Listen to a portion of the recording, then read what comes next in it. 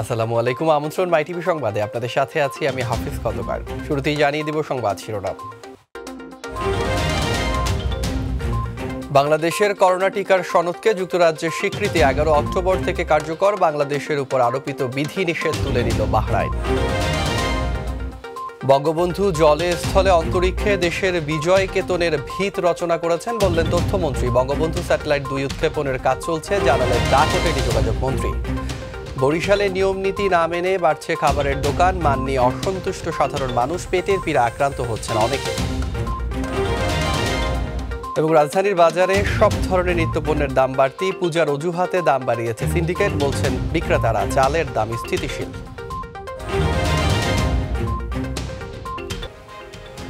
দর্শক শিরোনাম শুনলেন। সংবাদ এছাড়াও থাকছে মাই টিভি শুক্রবারের বিশেষ আয়োজন বিনোদন বিশ্ব।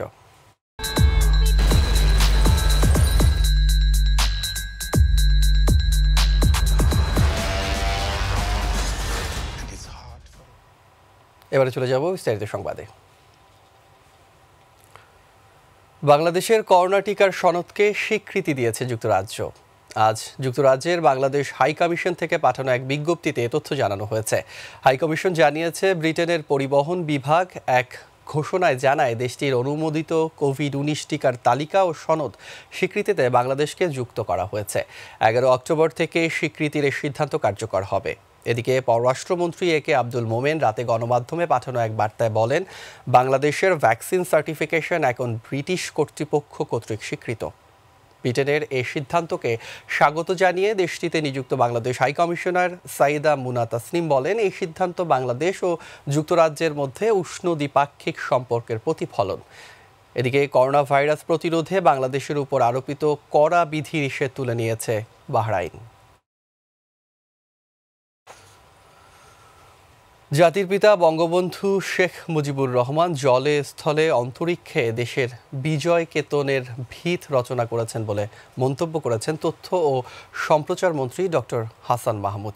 রাজধানীর একটি হোটেলে Bangladesh satellite company limited BSCL আয়োজিত বঙ্গবন্ধু স্যাটেলাইট 1-এর মাধ্যমে দেশের বেসরকারি স্যাটেলাইট টিভি চ্যানেলগুলোর সম্প্রচার শুরুর দ্বিতীয় বর্ষপূর্তি উপলক্ষে আয়োজিত অনুষ্ঠানে কথা বলেন তিনি। এছাড়া খুব দ্রুত বঙ্গবন্ধু স্যাটেলাইট 2 উৎক্ষেপণের লক্ষ্যে কাজ চলছে বলে জানান ডাক ও টেলিযোগাযোগ মন্ত্রী মোস্তফা জব্বার। মুবাল্লিক করিমের রিপোর্টে দেখুন বিস্তারিত। 15 seconds. 2, 1, 0. Ignition, liftoff.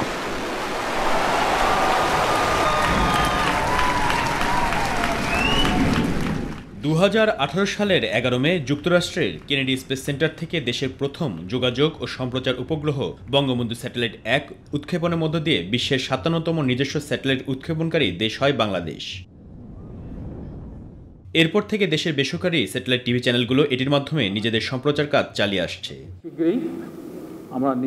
এই সম্প্রচার শুরুর দ্বিতীয় বর্ষপূর্তি উপলক্ষে বৃহস্পতিবার সন্ধ্যায় আয়োজন করা হয় এক অনুষ্ঠানের। মাই টিভির চেয়ারম্যান ও ব্যবস্থাপনা পরিচালক নাসিরউদ্দিন সাথী সহ দেশীয় সব স্যাটেলাইট চ্যানেলগুলোর মালিক কর্তৃপক্ষ ও সরকারের স্যাটেলাইট সংশ্লিষ্টদের অংশগ্রহণে অনুষ্ঠান হয়ে ওঠে প্রাণবন্ত। এ সময় টিভি চ্যানেল মালিকদের এই স্যাটেলাইটের মাধ্যমে সম্প্রচার কার্যক্রম পরিচালনার জন্য ধন্যবাদ জানান তথ্য ও সম্প্রচার মন্ত্রী ডক্টর হাসান মাহমুদ। এটি নিশ্চয়ই আমাদের জাতীয় জীবনে একটি মাইলফলক। বঙ্গবন্ধু জলস্থলে অন্তরিক্ষে দেশের বিজয় কেতনের ভিত রচনা করেছেন মন্তব্য করে ডক্টর হাসান মাহমুদ বলেন, প্রধানমন্ত্রী শেখ হাসিনার নেতৃত্বে অচিরেই দেশের দ্বিতীয় স্যাটেলাইট উৎক্ষেপণ ও তৃতীয় স্যাটেলাইটের প্রস্তুতি দেশকে অনেক এগিয়ে নিয়ে যাবে। জলে স্থলে অন্তরিক্ষে বাংলাদেশের যে বিজয় কেতন, সেটির ভিত্তি রচনা করে গিয়েছিলেন জাতির পিতা বঙ্গবন্ধু শেখ মুজিবুর রহমান।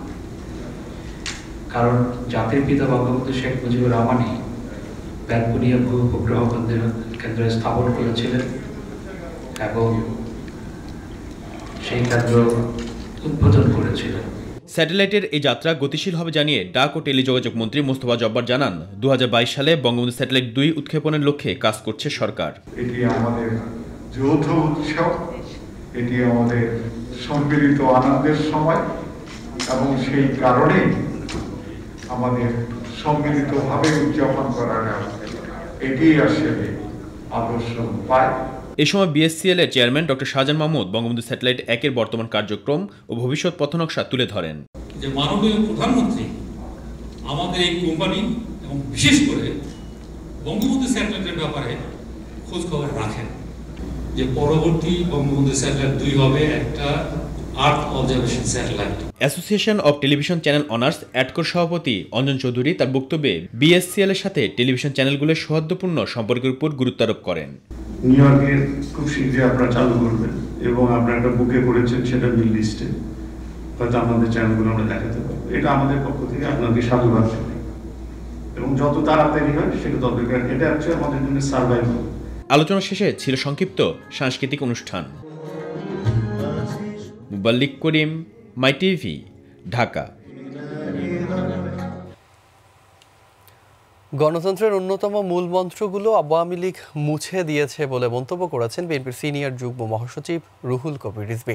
সকালে নয়াপল্টনে এক সংবাদ সম্মেলনে তিনি বলেন, জনগণের ভোটের অধিকার ফিরিয়ে আনতে নির্দলীয় নিরপেক্ষ সরকারের অধীনে নির্বাচন দেওয়ার কোনো বিকল্প নেই।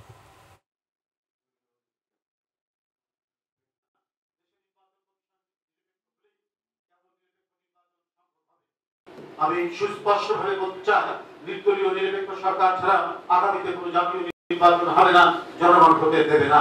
মানুষের অধিকার প্রতিষ্ঠায় রাজপথে নেমে এই সরকারকে হটিয়ে ভোটের অধিকার প্রতিষ্ঠা করবে। দেশনেত্রী বেগম খালেদা জিয়ার মুক্তি এবং গণতন্ত্র প্রতিষ্ঠার জন্য সরকার যদি কোনো কথা না শোনে, তাহলে রাজপথেই হবে চূড়ান্ত ফয়সালা। বরিশালে নিয়ম নীতির তোয়াক্কা না করে প্রতিদিনই বাড়ছে খাবারের দোকান, কিন্তু এসব দোকানে খাবারের মান নিয়ে অসন্তুষ্ট সাধারণ মানুষ। অনেক সময় এসব দোকানের খাবার খেয়ে পেটের পীড়ায় আক্রান্ত হচ্ছে নগরবাসী। মুখরোচক খাবারগুলো তৈরি হচ্ছে নোংরা পরিবেশে, মানা হচ্ছে না স্বাস্থ্যবিধি। পারভেজ রাসেলের রিপোর্টে দেখুন বিস্তারিত।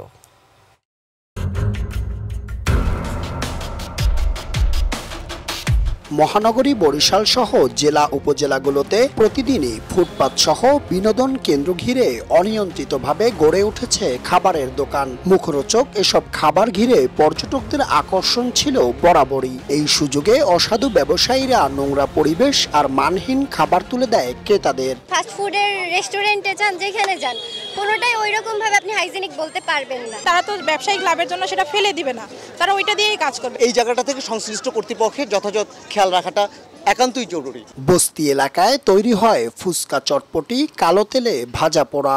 অনিরাপদ খাবার জেনেও সচেতন হচ্ছে না নগরবাসী।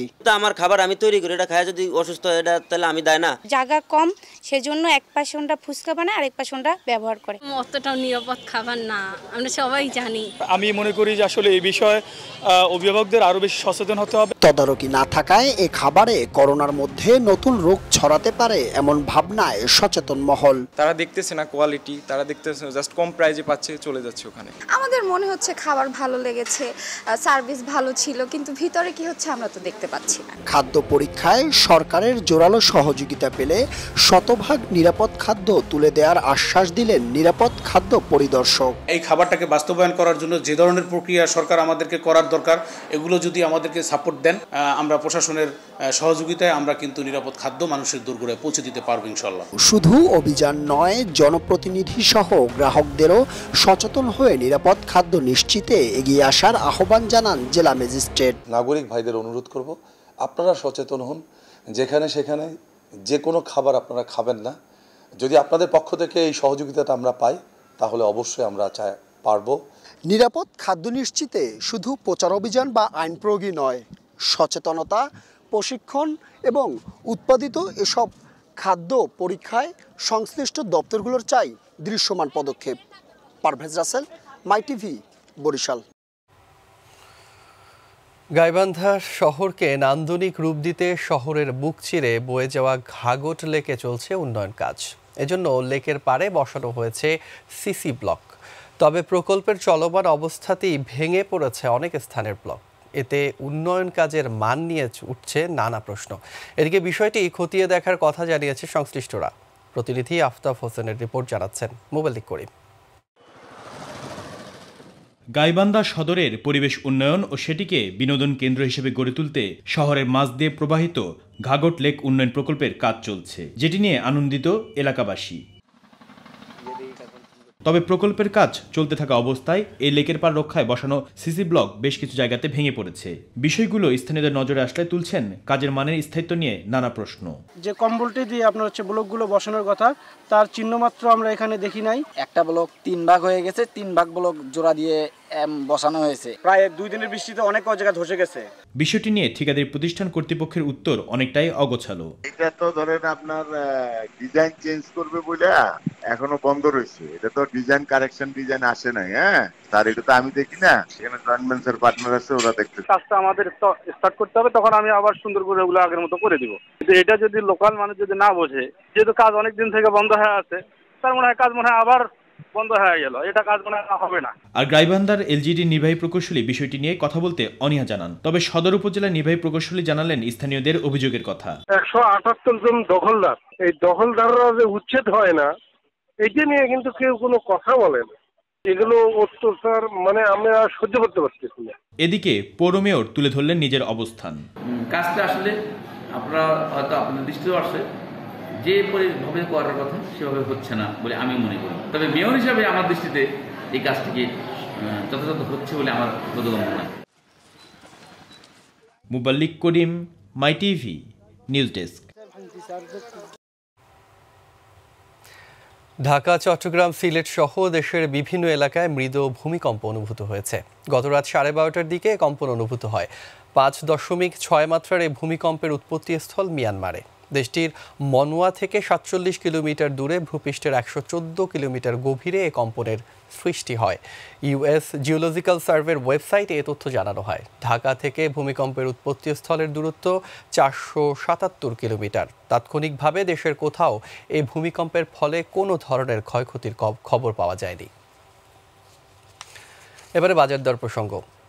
বাজারে আটা, মাছ, মুরগি, পেঁয়াজ ও চিনির দাম আকাশচুম্বী। সয়াবিন তেলের দাম বেড়েছে, আরও বেড়েছে শাকসবজির দাম। তবে কিছুটা স্থিতিশীল রয়েছে সব ধরনের চালের দাম।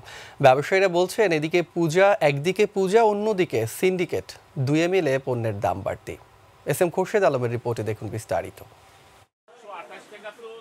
রাজধানীর কারওয়ান বাজারে সব ধরনের পণ্যের দাম আকাশচুম্বী।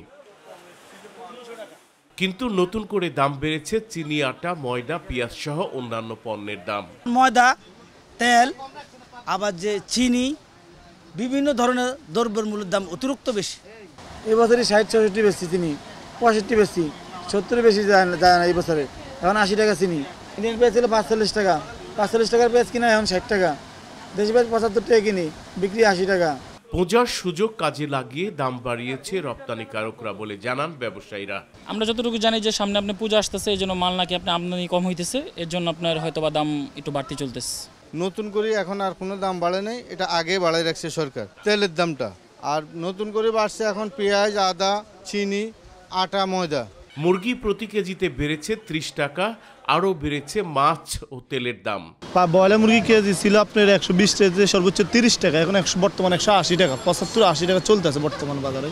পাকিস্তানে বিক্রি করছি 12 তারিখের আগে, গেছে মাসে 12 তারিখের আগে বিক্রি করছি আমি 220 টাকা কেজি, সর্বোচ্চ 200 টাকা, 220 টাকায় বেশি বেচতে পারিনি। এখন সে মালে 350 টাকা, 330 টাকা বিক্রি করতে আসছি। ইলিশ মাছ আপনার বন্ধ হওয়ার পরে বড় যে কোনো মাছ, এই রুই কাতল মাছ কেজিতে আপনার 40-50 টাকা করে বাড়ছে, আর বড় মাছ আপনার 70-80 টাকা বাড়ছে। শাকসবজির দাম বাড়লেও স্থিতিশীল রয়েছে চালের দাম। আজকে না বলতে আজকে পরে সপ্তাহখানিক উপরে সবজির দাম অনেকটাই মোটামুটি বাড়তির ভিতরে আছে। তো শীতকালে সবজি না পর্যন্ত সবজির দাম কমবে না, সহজে এটা হলো বড় কথা। মিনিকেট আছে 55 থেকে 58 টাকা, আর নাজির আছে 58 থেকে 62 টাকা পর্যন্ত, আর পায়জামা আছে 42 থেকে 44 টাকা, 28 হলো 44 থেকে 46 টাকা। বাজার এখন বাজার স্থির আছে। এস এম খুরশেদ আলম, মাই টিভি, ঢাকা। এবার আমাদের কৃষি।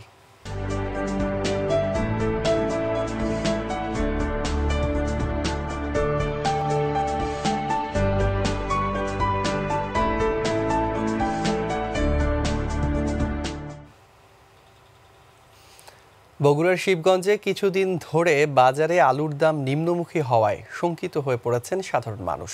গত কয়েক সপ্তাহ আগেও যেখানে আলুর কেজি প্রতি বিক্রি হয়েছে 20 থেকে 25 টাকা, বর্তমান বাজারে বিক্রি হচ্ছে খুচরা কেজি প্রতি 15 টাকায়, আর পাইকারি বাজারে বিক্রি হচ্ছে 10 থেকে 11 টাকা কেজিতে।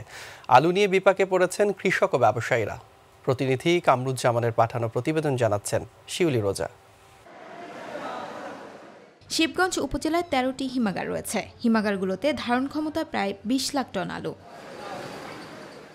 গত বছর এ সময় প্রায় 60 থেকে 70% আলু বিক্রি হয়েছিল, কিন্তু এবছর হিমাগারগুলোতে এখন পর্যন্ত 25 থেকে 30% আলু বিক্রি হয়েছে। গত বছর আমরা লাভবান হয়েছি, আর এই চলতি বছরে আমাদের এত করুণ অবস্থা কৃষক মানুষে যে আলুর দিকে তাকান যাচ্ছে না। আমরা যে সামনে যে ফসল করব এই টাকাটা আমরা কোথায় পাবো? কৃষকের বিপদ হয়ে গেছে। কৃষক সামনে আলু বিক্রি না, কৃষক এখন দিশাহারা হয়ে গেছে। আলুর দাম কম হওয়ায় বিক্রেতারা আলু বিক্রি করতে না পারায় বিপাকে পড়েছে ব্যবসায়ী ও সাধারণ কৃষক। এইবারে আমি আলু রাখছি 3000 বস্তা, আলুর বস্তার পড়তা পড়ছে 1200 টাকা। এই আলু বিক্রি হচ্ছে আমার 400-500 টাকা বস্তা। প্রতিটা বস্তা আমাদের লস হচ্ছে এখন 550 টাকা বস্তা। আলু বিক্রি করবে আসবো, কোলেস্টোর ভাড়া সময় দিতে পারতেছে না। কোলেস্টোর ভাড়া না দেওয়ার কারণে কৃষকের আলু নেবার আসছে না। লাভের আশায় হিমাগারে আলু মজুত রেখে লক্ষ লক্ষ টাকা লোকসান গুনতে হচ্ছে উপজেলা সহ আশেপাশের আলু ব্যবসায়ীদের। এই বছর ভাড়া নিচ্ছে 260 থেকে 270 টাকা, বুঝলে? আর বস্তা গত বছর সালা কিনতে লেগেছিল 50 টাকা, এই বছর কিনতে হলো 90 টাকা, 100 টাকা। মানে সব মিলে খরচা অনেক বেশি। কৃষক এবং ব্যবসায়ী সবাই আমরা এখন হতাশার মুখে। তবে সরকার যদি আলু বিদেশে রপ্তানি করত তাহলে হয়তো ব্যবসায়ী ও কৃষক কিছুটা হলেও আলুর বাজার বেশি পেত বলে জানান হিমাগার মালিকরা। এই আলু যদি সরকার কিছু নিয়ে যদি কোনো হিসাবে রিলিফ দিত, কিংবা কন্ট্রোল হিসাবে যদি সরকার কিছু দিত, কিংবা কোনো বাইরে কোনো আলু পাঠাতো, ব্যবস্থা করতো, তাহলে কৃষকগুলো বাঁচত। শিউলি রোজা, মাই টিভি। দর্শক, সংবাদের একেবারেই শেষ প্রান্তে আমরা, তবে যাবার আগে শিরোনামগুলো জানিয়ে দিচ্ছি আরও একবার। বাংলাদেশের করোনা টিকার সনদকে যুক্তরাজ্যের স্বীকৃতি, 11 অক্টোবর থেকে কার্যকর। বাংলাদেশের উপর আরোপিত বিধিনিষেধ তুলে নিল বাহরাইন। বঙ্গবন্ধু জলে স্থলে অন্তরিক্ষে দেশের বিজয় কেতনের ভিত রচনা করেছেন, বললেন তথ্যমন্ত্রী। বঙ্গবন্ধু স্যাটেলাইট 2 উৎক্ষেপণের কাজ চলছে, জানালেন ডাক ও টেলিযোগাযোগ মন্ত্রী। বরিশালে নিয়ম নীতি না মেনে বাড়ছে খাবারের দোকান, মান নিয়ে অসন্তুষ্ট সাধারণ মানুষ, পেটের পীড়ায় আক্রান্ত হচ্ছেন অনেকে। রাজধানীর বাজারে সব ধরনের নিত্যপণ্যের দাম বাড়তি, পূজার অজুহাতে দাম বাড়িয়েছে সিন্ডিকেট, বলছেন বিক্রেতারা। চালের দাম স্থিতিশীল। লকহিড মার্টিনের 40টি F-16 যুদ্ধবিমান কিনতে যুক্তরাষ্ট্রের কাছে অনুরোধ জানিয়েছে তুরস্ক। এবং বিশ্বকাপ বাছাই পর্বের ম্যাচে জিতেছে ব্রাজিল, আর্জেন্টিনা ড্র, বেলজিয়ামকে হারিয়ে ন্যাশনস লিগের ফাইনালে ফ্রান্স।